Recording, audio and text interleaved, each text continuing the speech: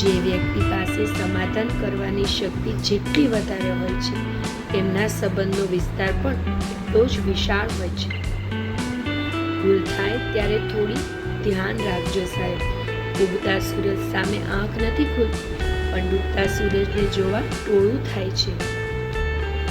તમારામાં સંચાલન કરવાની આવડત હોવી જોઈએ, બાકી ભણેલા તો ભાડે મળે છે. સપના એટલે પગથિયા વિનાની સીડી, સંકલ્પ એટલે નિશ્ચિત કરેલા પગથિયા. નિરાશ થવું નહીં, જીવન ગમે ત્યાંથી શરૂ થઈ શકે છે. જો તમે કંઈક વિચારી શકો છો તો વિશ્વાસ રાખો કે તમે એ કરી પણ શકો છો. સહન કરતા શીખી જશો તો તમે સુદામા બની જશો, ને જો સુદામા બની ગયા તો કૃષ્ણને પણ તમારા પગ ધોવા.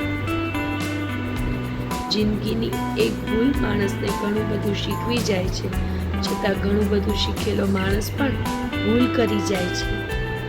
નિભાવતા આવડવું જોઈએ, બાકી લાગણીઓનો લાભ લેતા તો આખી દુનિયાને આવડે છે.